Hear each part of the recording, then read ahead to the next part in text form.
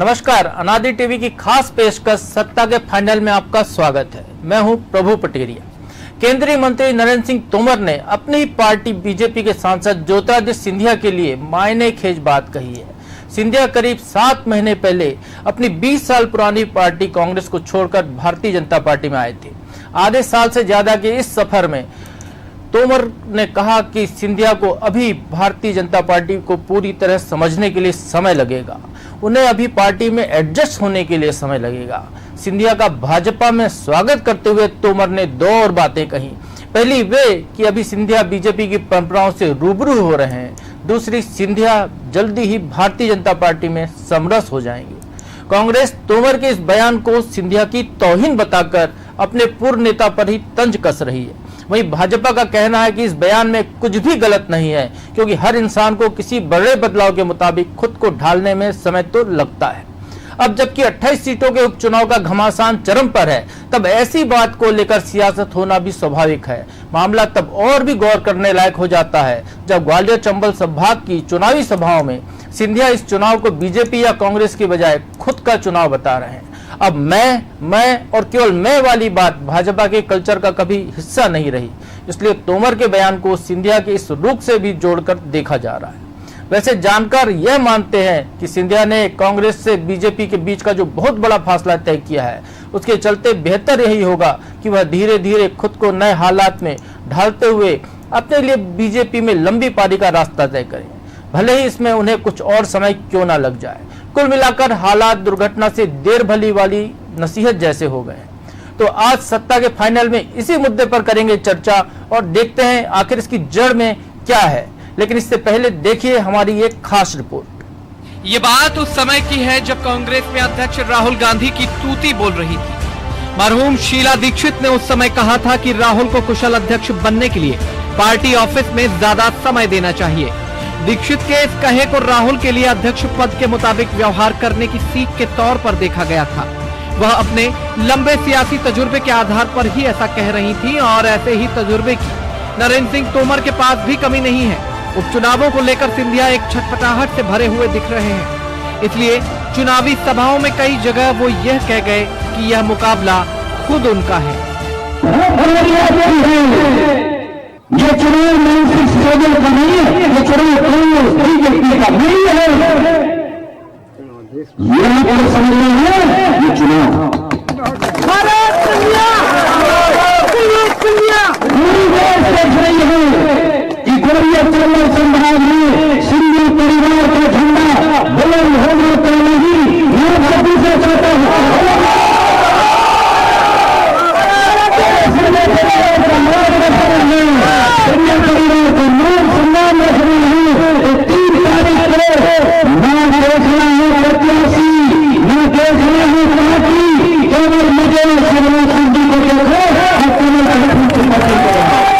सिंधिया इस तरह की बात कई सभाओं में कहते नजर आ रहे हैं।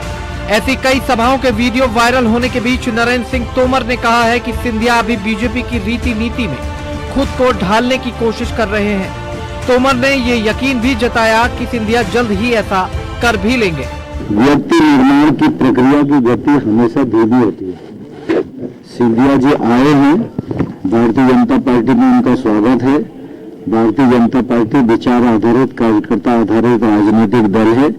वे परंपराओं से, प्रक्रियाओं से, पद्धति से परिचित हो रहे हैं और मुझे पूरी आशा है कि वे भारतीय जनता पार्टी में समरस होंगे और भाजपा की ताकत बनेंगे। लेकिन कांग्रेस को तो एक बार फिर मौका मिल गया है। बीजेपी ने जो चुनावी रथ विधानसभा क्षेत्रों में भेजे उन पर सिंधिया की तस्वीर नहीं थी और स्टार प्रचारकों की फहरिस्त में भी पार्टी ने सिंधिया को 10वें नंबर पर रखा है।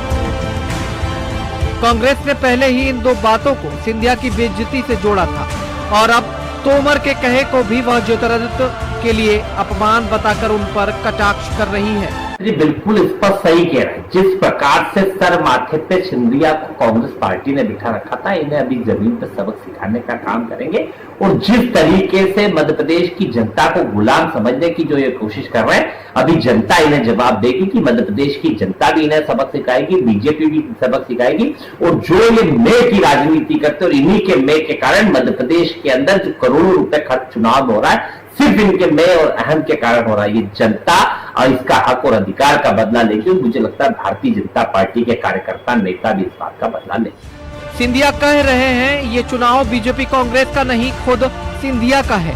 तो केंद्रीय मंत्री नरेंद्र सिंह तोमर का मानना है कि सिंधिया अभी बीजेपी में ढले नहीं। उधर कांग्रेस कह रही है गद्दारों को समझने में समय लगेगा। अब ऐसे में जनता किसके चेहरे को देखकर वोट करेगी, ये तो समय के साथ पता चलेगा।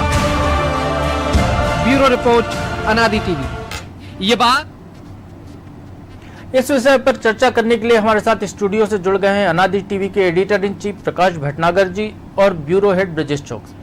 तो आइए हम समझते हैं कि आखिर क्या है मायने ज्योतिरादित्य सिंधिया के इस मय के और क्या है मायने नरेंद्र सिंह तोमर की नसीहत के। ज्योतिरादित्य सिंधिया पर हम बात करेंगे सबसे पहले ब्रजेश चौकसी जी से। ब्रजेश जी, पहले आपसे समझना चाहूंगा कि आखिर ज्योतिरादित्य सिंधिया को ऐसा क्यों कहना पड़ रहा है कि जब वो भारतीय जनता पार्टी में आ गए हैं, भारतीय जनता पार्टी का पूरा संगठन उनके साथ चुनाव लड़ रहा है, चाहे नरेंद्र सिंह तोमर हो या नरोत्तम मिश्रा हो, शिवराज सिंह चौहान तो खैर हैं, वो मुख्यमंत्री पद पर हैं तो वो लगातार लगे हुए हैं, और तमाम नेता भारतीय जनता पार्टी के जहां पर उनके साथ मेहनत कर रहे हैं बराबरी से, वहां पर सिंधिया को क्यों छाती ठोक कर मैं कहना पड़ रहा है? आखिर क्या मजबूरी है सिंधिया की? प्रभु जी, दरअसल सिंधिया की यहाँ पे साख दाव पर लगी हुई है। सिंधिया कांग्रेस में रहे हैं और सिंधिया के बारे में कहा जाता है कि वो 14 साल की उम्र से भाषण देते आ रहे हैं। भाषण कला में वो माहिर हैं, ये जग जाहिर है, और कांग्रेस में उनका भाषण कला के मुकाबले में कोई नहीं था। लेकिन भाजपा में एक से एक अच्छे भाषण देने वाले नेता हैं, शिवराज जी भी उनमें से शामिल हैं। यहाँ कतार लगी हुई है। तो जो अनोखा अंदाज है सिंधिया जी का पहले भी रहा है, इसी तरह से वो नाटकीय ढंग से अपने उत्तर प्रदेश के चुनावों में भी देखा, और इससे पहले भी जब वो 2018 में कांग्रेस के पक्ष में प्रचार कर रहे थे तब भी उनकी शैली ये थी। लेकिन जो भाजपा का कल्चर है और कांग्रेस का कल्चर है उसमें जमीन आसमान का अंतर है। इसलिए हमें यहाँ पे लग रहा है कि सिंधिया मैं के उपयोग कर रहे हैं, क्योंकि भाजपा एक संगठनात्मक दल है जिसमें संगठन सर्वोपरि है, और उससे जुड़ा आदमी। यहाँ कोई ये नहीं कहता कि मुझे वोट दो, ये कहता है कि भाजपा को सेवा का मौका दो, भाजपा को वोट दो, भाजपा की रीति नीति ऐसी है, ऐसे संगठन। जबकि कांग्रेस में ये नहीं, कांग्रेस परिवार आधारित पार्टी है। यहाँ मैं ही काम करता है, यहाँ से राहुल गांधी को दो, सोनिया गांधी को दो, सिंधिया को वोट दो, दिग्विजय सिंह को वोट दो, कमलनाथ को वोट दो। क्षेत्रीय दलों के हिसाब से, क्षेत्रीय छत्रपों के हिसाब से यहाँ वोट मांगे जाते रहे हैं। और दूसरी बात यह है कि ग्वालियर चंबल संभाग में सिंधिया घराने का एक अलग महत्व है। यहाँ उन्हें लोग मानते हैं और कहा जाता है कि सिंधिया मतलब उनके सेवक नहीं, भक्त होते हैं। तो सिंधिया जी अपने जो मतदाता हैं, जो परिवारवाद और जो राजघराने से जुड़े हुए हैं, उनको प्रभावित करने के लिए, उनको ये जताने के लिए कि मेरी इज्जत दांव पे लगी है, मतलब आपकी इज्जत दांव पे लगी है, ये एक मतदाताओं को, एक भावनाओं को भड़काने के लिए एक वक्ताओं का ये तरीका रहता है, उसका उपयोग करना चाह रहे हैं वो, ताकि जो मतदाता उनसे जुड़े हुए हैं, जो उनसे बिल्कुल लगाव रखते हैं, और जिनके, और यही वजह रही है कि देखा आपने कि सिंधिया जी के साथ 75,000 कार्यकर्ताओं का आने का दावा भाजपा ने किया था। यदि ये दावा सही है तो सिंधिया यदि इस तरह से भाषण देंगे तो इसका भाजपा को फायदा ही होगा, नुकसान नहीं होगा। दूसरी तरफ हम देखेंगे यदि शिवराज जी वहां भाषण देते हैं और सिंधिया जी देते हैं तो दोनों एक साथ देते हैं लोगों को प्रभावित करने के लिए कि शिवराज जी का हाथ बढ़ाना। लेकिन जब सिंधिया जी होते हैं अकेले तो वो उनको लगता है कि ये मेरे ही समर्थक हैं या मुझसे ही जुड़े लोग हैं, तो उनको प्रभावित करने के लिए नेताओं की ये भाषण शैली रही होगी, ऐसा मुझे लगता है। चलिए, कांग्रेस का छत्रपद भारतीय जनता पार्टी में आपको अभी भी दिख रहा है। भटनागर जी, नरेंद्र सिंह तोमर ने कहा वो संगठन के बड़े नेता हैं, 2 बार मध्य प्रदेश के प्रदेश अध्यक्ष रहे हैं, और यदि हम कुशाभाऊ ठाकरे की परंपरा या परायलाल खंडेलवाल की परंपरा के किसी नेता को देखते हैं भारतीय जनता पार्टी में नई पीढ़ी में, तो सिर्फ नरेंद्र सिंह तोमर का नाम सामने निकल कर आता है कि संगठन में जो पकड़ उनकी है, संगठन के एक एक कार्यकर्ता को समझना, कार्यकर्ताओं की बात मानना, उनको समझाना, ये तमाम तरीके केवल और केवल एक नेता में दिखाई देते हैं, वो है नरेंद्र सिंह तोमर। तो वो नरेंद्र सिंह तोमर यदि ज्योतिरादित्य सिंधिया के इस मैं का जवाब ये देते हैं कि उनको भारतीय जनता पार्टी को अभी समझने में समय लगेगा, भारतीय जनता पार्टी की आखिर रीति नीति क्या है व्यक्ति निर्माण की प्रक्रिया भटनागर जी भारतीय जनता पार्टी की, जो उसको दूसरे दलों से अलग बनाती है और जिसमें 6 महीने बाद भी ज्योतिरादित्य सिंधिया अभी तक समरस नहीं हो पाए? देखिए प्रभु, एक बात बहुत साफ साफ समझिए कि ज्योतिरादित्य सिंधिया ने जो अपने राजनीतिक होशो हवास जब वो आए तो उन्होंने कांग्रेस को देखा है। वो उनके उनकी दादी राजमाता कांग्रेस से भारतीय जनता पार्टी में लंबे समय तक रही, उसकी संस्थापक सदस्य थी। इनके पिताजी जो माधवराव सिंधिया थे, उन्होंने जनसंघ से अपनी राजनीति शुरू की, लेकिन ज्योतिरादित्य सिंधिया ने कांग्रेस से अपनी राजनीति शुरू की है। उन्होंने अपने पिताजी को चुनाव लड़ते हुए भी कांग्रेस से ही देखा है, तो निश्चित तौर पे और उनके जो दिल्ली के अंदर कांग्रेस हाईकमान से सीधे संबंध थे, उसका कारण भी माधवराव सिंधिया ही माने जाने चाहिए। तो वो उसी कल्चर में, उसी रंग ढंग में रचे बसे रहे हैं जो कांग्रेस का कल्चर है।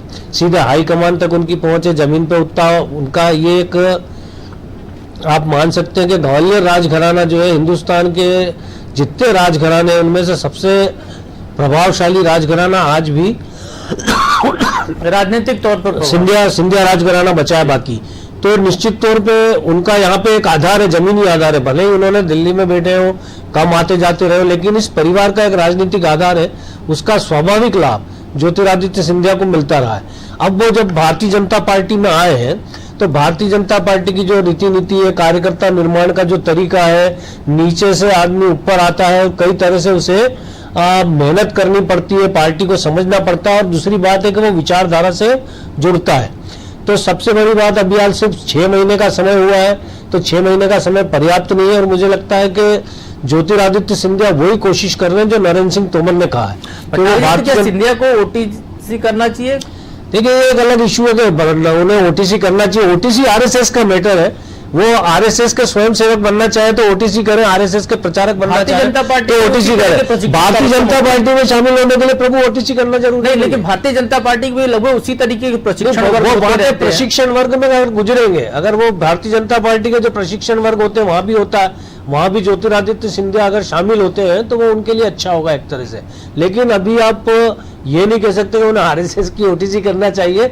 निश्चित तौर पे आरएसएस का समर्थन ज्योतिरादित्य सिंधिया के पीछे है, ये आप समझिए, और वो भारतीय जनता पार्टी में लंबी राजनीति करने के लिए आए हैं। तो मुझे लगता है कि कोई वो नहीं, वो जो बात कर रहे हैं, मैं वाली जो बात कर रहे हैं, तो चूंकि वहां पर सिंधिया राजघराने का असर है, उन्होंने दल बदल करके अपनी प्रतिष्ठा दांव पर लगाई है, उनके साथ में 16 विधायक 17 विधायकों ने दल बदल किया है, तो वो निश्चित तौर पे वो जो कह रहे हैं कि ये कांग्रेस और बीजेपी का चुनाव नहीं है, ये सिंधिया का चुनाव है। कदम सिंधिया ने उठाया था, और समर्थन जनता का या विरोध जनता का वो सिंधिया को ही झेलना है। तो निश्चित तौर पे वो जो कह रहे हैं, लेकिन आप गौर करेंगे कि वो साथ में कह रहे हैं कि शिवराज सिंह चौहान के लिए, तो वो आप इसको देखिए, वो चुनावी रणनीति का हिस्सा है। इसे आप इस तरह से ना ले कि ज्योतिरादित्य सिंधिया में कर रहे हैं। भारतीय जनता पार्टी में वो अभी हाल आए हैं, उनका राजनीतिक कद पहले से है, उन्हें राजनीतिक कद अभी हाल भारतीय जनता पार्टी से हासिल नहीं हो रहा है, उन्हें अपने परिवार से ज्यादा हासिल हो रहा है बनिस्बत कांग्रेस की तुलना में। तो कांग्रेस और सिंधिया परिवार दोनों का जो राजनीतिक कद मिला है वो अब भारतीय जनता पार्टी में आ रहे हैं। अब भारतीय जनता पार्टी में इस चुनाव के बाद देखेंगे हम कि सिंधिया कितने समरस हो पाते हैं। चलिए ब्रजेश जी, थोड़ी देर पहले आपने कहा था छत्रपवाद की बात की थी, आपने ये भी कहा था कि ग्वालियर चंबल अंचल में सिंधिया परिवार का या ज्योतिरादित्य सिंधिया का खासा प्रभाव है, लेकिन हमने लोकसभा जो चुनाव हुए थे पिछले 2019 के, उसमें देखा है कि वही सिंधिया जिसके परिवार को कहा जाता था उस परिवार का कोई व्यक्ति चुनाव नहीं हारता है, वही सिंधिया लोकसभा चुनाव में करारी हार का सामना उनको करना पड़ा था। ये अलग बात है कि सिंधिया की उसी आवाज पर उनके जो समर्थक कांग्रेस के जो विधायक थे उन लोगों ने इस्तीफा दिया और भारतीय जनता पार्टी में चले गए। तो क्या कहीं सिंधिया का जो आत्मविश्वास डिगा है पिछला चुनाव हारने के बाद, क्या ये उस आत्मविश्वास को फिर से पाने की कवायद है, जो कह रहे हैं कि पूरे चुनाव को अपना बना रहे हैं, जबकि चुनाव सिंधिया का नहीं है, अब चुनाव भारतीय जनता पार्टी का है, क्योंकि जो लोग चुनाव लड़ रहे हैं सब भारतीय जनता पार्टी के बैनर पर चुनाव लड़ रहे हैं, भारतीय जनता पार्टी के कार्यकर्ता उनके लिए मेहनत कर रहे हैं, भारतीय जनता पार्टी के लिए वोट मांग रहे हैं, सरकार भी भारतीय जनता पार्टी की बनाने की बात हो रही है। तो उसमें वो केवल मैं करके यदि सिंधिया ये बात कर रहे हैं, तो क्या अपना जो आत्मसम्मान है उसको वापस हासिल करने की कोशिश है? निश्चित तौर पर प्रभु जी, हर नेता चाहता है कि उसका क्षेत्र में दबदबा रहे, उसका आत्मसम्मान बना रहे, और जहां तक उनके हारने की बात है, उससे आत्मसम्मान डिगने की बात है, तो वो एक दौर अलग था जिसमें राहुल गांधी भी हार गए हैं। तो राहुल गांधी जैसे नेता हार गए जो राष्ट्रीय अध्यक्ष थे कांग्रेस के, ज्योतिरादित्य सिंधिया के पिताजी ने हार के डर से अपना क्षेत्र भी बदला था, एक ये बात भी आ चुकी है पहले। तो बिल्कुल परिवार कभी हार बर्दाश्त नहीं करना चाहता। हाँ, सिंधिया परिवार कभी नहीं चाहता। ये राजशाही जो रहती है, जो खून में रहता है कि नहीं हमें कहीं पे हारना ना पड़े, नीचे ना जाना पड़े, तो वो तो झलकता है एक आदमी को। नीचे से उठ के आदमी ऊपर जाएगा। शिवराज सिंह चौहान और ज्योतिरादित्य सिंधिया में आप तुलना करोगे तो ये तो आपको अंतर हमेशा दिखेगा। चाहे वो भाजपा में रस बस जाएंगे तब भी आपको एहसास होगा कि एक राजा है और एक महाराजा है और एक नीचे से आया हुआ आदमी आम आदमी है। तो राजा और रंग का जो भेदभाव रहता है वो तो रहेगा। यदि किसी गरीब के पास बहुत सारा धन भी आ जाता है तो उसमें ज्यादा अंतर आता नहीं है, लेकिन ठाट बाट तो वैसे ही रहेंगे। तो उनकी जो शैली है, ज्योतिरादित्य सिंधिया की जो शैली है, उसमें ज्यादा कोई अंतर आपको देखने को नहीं मिलेगा। लेकिन जो भाजपा का कल्चर है उसमें रसने बसने से मतलब है कि वो भाजपा को महत्व देने लगेंगे। मैं जो कर रहे हैं कि मैं मेरे ही कारण सब, वो जो शैली है उसमें जरूर आगे हमें देख सकते हैं कि चेंज आ ही जाएगा। और भाजपा में हर शख्स का आ जाता है, जैसा कि अब तक देखते आए हैं। भाजपा में मैं शब्द का उपयोग तो खुद नरेंद्र मोदी तक नहीं करते हैं। हालांकि नरेंद्र मोदी के लिए लोग वोट मांगते हैं तो ये मांगते हैं, पूरी पार्टी मांगती है कि नरेंद्र मोदी के नाम पे वोट दो। अटल जी के नाम पे अडवाणी जी वोट मांगते थे, लेकिन कभी अटल जी ने नहीं कहा कि मुझे जिताओ, भाजपा को जिताओ, ये कहा उन्होंने। तो ये भाजपा की शैली है। इस कारण हम आज ये बात कर रहे हैं पटेरिया जी, क्योंकि भाजपा से हम ज्योतिरादित्य सिंधिया की तुलना कर रहे हैं। यही शब्द यदि उन्होंने कांग्रेस में बोले होते तो यहाँ बहस का मुद्दा ही नहीं होते, क्योंकि भाजपा में है बोल रहे हैं, इस कारण हम ये बात कर रहे हैं। रही बात ग्वालियर चंबल संभाग में इस तरह की भाषा का उपयोग करना है, तो ज्योतिरादित्य सिंधिया की प्रतिष्ठा दांव पे लगी हुई है, भाजपा की प्रतिष्ठा भी दांव पे लगी है, और कांग्रेस में हम कह रहे हैं किसकी प्रतिष्ठा दांव पर लगी है? कमलनाथ की बात कर रहे हैं ना। आज की तारीख में यदि कांग्रेस हारती है तो कौन खोएगा? सबसे ज्यादा कमलनाथ खोएंगे। अपना राजनीतिक कद उनका लगभग समाप्ति की ओर हो जाएगा। लेकिन यदि यहाँ पे भाजपा हारती है तो भाजपा के साथ साथ ज्योतिरादित्य सिंधिया का भी कद घटेगा। यदि उनके लोग, उनके समर्थक जो उनकी वजह से छोड़ के आए हैं, जो कहते हैं कि हम जीतते हैं तो सिर्फ सिंधिया जी के कारण जीतते हैं, यदि वो हारते हैं पटेरिया जी, तो निश्चित तौर पे ज्योतिरादित्य सिंधिया को नुकसान होगा, भाजपा को तो होगा ही। तो ज्योतिरादित्य सिंधिया हर कोशिश कर रहे हैं वो कि जिसमें उन्हें जरा भी कोई चूक ना हो, जरा भी कोई ऐसा वो ना हो जिसके कारण उनको नुकसान हो। तो वो अपनी आत्मीयता से वहां के लोगों की जो भावना है उनको जागृत करके ये जाहिर करना चाह रहे थे कि यदि आप हारते हो तो क्षेत्र का, वो बार बार ये भी कहते हैं सिंधिया परिवार का मतलब आज क्षेत्र का, ग्वालियर चंबल संभाग की अस्मिता का, इज्जत का सवाल है। इस कारण उन्हें जिताइए, यानी मुझे जिताइए तो आपकी इज्जत भी बढ़ेगी, क्षेत्र की इज्जत भी बढ़ेगी। तो यहाँ भी क्षेत्रवाद का ही महत्व है। चलिए एक तरह से प्रभु एक संदर्भ में बताना चाहूंगा, जो अभी सिंधिया परिवार के बारे में बात हो रही है, तो विजय राजे सिंधिया जो इनकी दादी थी, वही सवाल करने जा रहा था मैं भटनागर जी। उन्होंने रायबरेली में जाकर चुनाव लड़ा था और इंदिरा गांधी के खिलाफ हारी थी। इनकी जो बुआ है वसुंधरा राजे सिंधिया, उन्होंने 1984 में भिंड से चुनाव हारा था। वहां भी रायबरेली में तो स्वाभाविक है कि सिंधिया राज घराने का कोई असर नहीं था, लेकिन पार्टी के प्रति समर्पण के कारण ही कांग्रेस से आई हुई राजमाता ने इंदिरा गांधी के सामने जाकर चुनाव हारना स्वीकार कर लिया था। ये एक संदर्भ के तौर पे मैं एक बात बता रहा हूँ।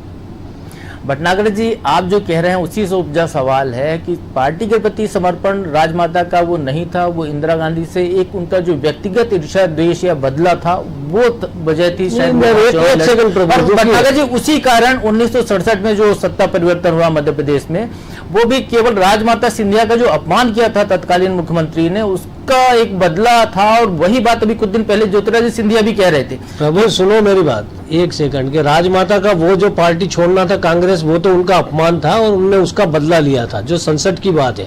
लेकिन जब वो रायबरेली में लड़ने गई थी तब उनकी व्यक्तिगत ईर्ष्या द्वेष वाला नहीं, उन्हें पता था कि वो चुनाव हारेंगी। वो जब वहां पर चुनाव लड़ने गई थी, वो 80 की बात है, और उन्हें पता था कि भारतीय जनता पार्टी का कोई आधार नहीं है, तो वो बदला लेने नहीं गई थी। राजमाता ने भारतीय जनता पार्टी में आके अपने आप को बदला, और इसीलिए उनका राजमाता का सम्मान आज तक भारतीय जनता पार्टी के लोग करते हैं। और भारतीय जनता पार्टी ने सिंधिया राजघराने का जितना उपयोग, चाहे वो तन मन धन से, सब तरह से राजमाता ने उन्हें सहयोग किया। और ये पार्टी जब जनसंघ के जमाने से जब विस्तार हुआ इसका, तो उसमें सिंधिया घराने का योगदान बहुत था, और इसे भारतीय जनता पार्टी के लोग आज भी नहीं भूले। खास करके जो इसकी बैकबोन है आरएसएस, वो तो कम से कम सिंधिया घराने को मानती है। और इसीलिए सिंधिया जब 2002 में माधवराव सिंधिया का निधन हुआ था, तब भी ज्योतिरादित्य सिंधिया को भारतीय जनता पार्टी से जोड़ने के प्रयास हुए थे। चलिए भटनागर जी, अगला सवाल मेरा आपसे यही है कि ज्योतिरादित्य सिंधिया भारतीय जनता पार्टी में भले आ गए हैं, सिंधिया वही व्यक्ति है जिसको लेकर भारतीय जनता पार्टी ने पिछला चुनाव लड़ा था माफ करो महाराज के नारे के साथ। भाजपा में उनका बहुत अच्छे से स्वागत सत्कार हुआ, लेकिन ज्योतिरादित्य सिंधिया ना तो भाजपा के रथ पर नजर आए, ज्योतिरादित्य सिंधिया न तो भाजपा के बाकी कार्यक्रमों में वैसे नजर आए, चुनाव प्रचार में एक तरीके से उनका भारतीय जनता पार्टी उपयोग कर रही है, खासकर उसी अंचल में जहां पर उनका प्रभाव क्षेत्र माना जाता है, जहां पर उनके लोग चुनाव मैदान में हैं। और जब नरेंद्र सिंह तोमर का ये बयान आता है कि उनको समरस होने में अभी भारतीय जनता पार्टी में समय लगेगा, अभी वो नए नए आए हैं, उनको भी भाजपा को देखना सीखना पड़ेगा, तो इसी भारतीय जनता पार्टी में और इसी मध्य प्रदेश में कांग्रेस से लक्ष्मण सिंह भी आए थे और तमाम नेता आए थे भारतीय जनता पार्टी में, लेकिन वो कभी समरस नहीं हो पाए, उनको वापस अपने घर लौटना पड़ा। ज्योतिरादित्य सिंधिया क्या वाकई समरस हो पाएंगे और नरेंद्र सिंह तोमर का इस मौके पर यह बयान क्या नुकसान पहुंचा सकता है भारतीय जनता पार्टी की संभावनाओं को? प्रभु, नरेंद्र सिंह तोमर के इस बयान से कोई नुकसान नहीं पहुंचेगा। भारतीय जनता पार्टी को बड़ा वास्तविक सा बयान दिया है नरेंद्र सिंह तोमर ने। जो उन्होंने बोला है वो निश्चित तौर पे वही बोली जो वास्तविकता है कि 6 महीने के अंदर आप न तो भारतीय जनता पार्टी को समझ सकते हो। चुनावी मंच पर वास्तविक चुनावी मंच पे एक बात, और चुनावी मंच पे उन्होंने ज्योतिरादित्य सिंधिया ने शिवराज सिंह चौहान के साथ, नरेंद्र सिंह तोमर के साथ सभाएं ली है। इसके अलावा ग्वालियर चंबल के अलावा भी वो मानधाता यानी खंडवा, जहाँ कोई सिंधिया राजघराने का बहुत ज्यादा वो नहीं है, वहां भी प्रचार करने गए हैं, बाकी जगह भी प्रचार करने गए हैं। तो मुझे लगता है ऐसा नहीं है, ये जो चुनाव की जो भी रणनीतियां होती, भारतीय जनता पार्टी के रथ पे उनका फोटो नहीं है, ये उन्हें नीतियां समझाने का तरीका है भारतीय जनता पार्टी का, और उस पर मुझे नहीं लगता है कि कोई उन्हें आपत्ति होगी, क्योंकि 6 महीने में हम बहुत सारी ऐसी चीजें देख रहे हैं जो ज्योतिरादित्य सिंधिया ने चुपचाप दिल्ली में बैठ के सहन की है। तो निश्चित तौर पर कोई ना कोई उन्हें गाइड कर रहा होगा जब वो भारतीय जनता पार्टी में आए हैं, कोई उनके शुभचिंतक होंगे, और वो एक चेहरा, वो पिछले चुनाव की रणनीति जाने दीजिए कि उन्होंने कहा था कि माफ करो महाराज, अब तो महाराज साथ में आ गए, और अब शिवराज सिंह चौहान कई बार उन्हें महाराज संबोधित मंच से कर चुके हैं। तो एक राजनीति है, राजनीति के तौर तरीके हैं, इसमें सारी बातें जो है समय के अनुसार बदलती, न तो कोई स्थायी दोस्त होता है न कोई स्थायी दुश्मन होता है। ब्रजेश जी, माफ करो महाराज, कांग्रेस अब कह रही है कि भारतीय जनता पार्टी माफ कर रही है महाराज को, ना तो उनको केंद्रीय मंत्री बनाया, 6 महीने हो गए, राज्यसभा जाने में भी बड़ा उनको देर लगाई गई, चुनाव देर से हुए, और अब जबकि चुनाव चल रहे हैं तो हर तरीके से उनका लगातार निरादर किया जा रहा है, अपमान किया जा रहा है। तो क्या आपको लगता है कि कांग्रेस को इससे कोई माइलेज मिल सकता है चुनाव में?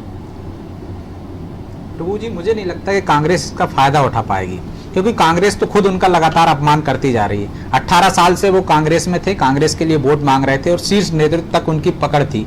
तो वो कांग्रेस जब कल उनके बारे में क्या बोलती थी और आज क्या बोल रही है, वो मुद्दे उठा रही है, उनको गद्दार कह रही थी, वो मुद्दा चला गया, उनके हाथ से निकल गया गद्दार वाला मुद्दा, वो दूसरा।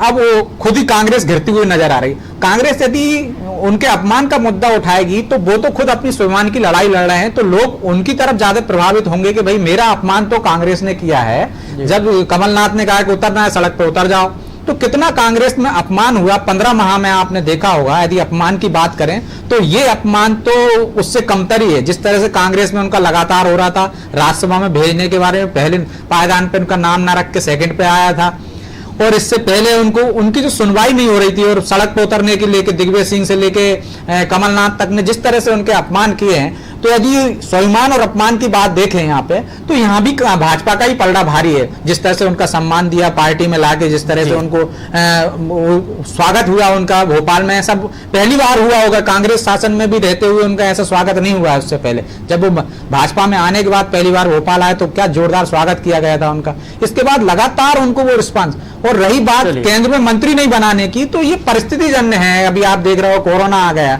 और वो ये चुनाव के बाद सिंधिया जी भी जानते हैं, उनके समर्थक भी जानते हैं। जैसे इमरती देवी अभी अपने भाषण में कह रही थी कि महाराज भी मंत्री बनने वाले हैं, केंद्र में 2-2 मंत्री हो जाएंगे, नरेंद्र सिंह तोमर। वो तो उनके समर्थकों को भी पता है कि वहां उनको पद मिलेगा। तो मुझे नहीं लगता कि इससे कुछ कांग्रेस को फायदा होता दिखे। भटनागर जी, बहुत संक्षेप में सिंधिया को भारतीय जनता पार्टी की रीति नीति समझने और समरस होने में कितना समय लग सकता है? देखिए, मुझे लगता है कि जैसा नरेंद्र सिंह तोमर ने भी कहा कि वो जल्दी समझ लेंगे, तो समझने की लगातार कोशिश कर रहे हैं। समझना बहुत महत्वपूर्ण चीज है, और उसकी कोशिश करते हुए सिंधिया दिखाई दे रहे हैं। तो मुझे लगता है जल्दी वो बीजेपी में रच बस जाएंगे। चलिए, विषय बहुत बड़ा है और संभावनाएं बहुत सारी हैं। सत्ता के फाइनल में अगली बार फिर किसी और विषय पर हम चर्चा करेंगे, लेकिन इस पूरे मसले पर यदि हम देखें, जिस तरीके का नरेंद्र सिंह तोमर का बयान आया है कि ज्योतिरादित्य सिंधिया को भारतीय जनता पार्टी की रीति नीति समझने में अभी समय लगेगा, तो स्वाभाविक तौर पर वो एक संदेश देने की कोशिश कर रहे हैं कि कोई भी व्यक्ति भारतीय जनता पार्टी में आने के बाद भारतीय जनता पार्टी से बड़ा नहीं हो सकता है। चाहे ज्योतिरादित्य सिंधिया हो, चाहे शिवराज सिंह चौहान हो, और यहाँ तक कि प्रधानमंत्री नरेंद्र मोदी खुद अपने आप को एक कार्यकर्ता बताते हैं। तो ज्योतिरादित्य सिंधिया के लिए ये जरूरी है यदि भाजपा में उनको लंबी पारी खेलनी है तो बहुत जल्दी भाजपा की इस रीति नीति को समझ लें, वो इस आचार विचार के साथ समरस हो जाएं तो शायद वो भारतीय जनता पार्टी में वो कद वो मुकाम हासिल कर सकते हैं जिसकी तमन्ना के साथ वो भाजपा में आए थे। कल फिर मिलेंगे किसी नए विषय के साथ, तब तक के लिए मुझे दीजिए इजाजत। नमस्कार।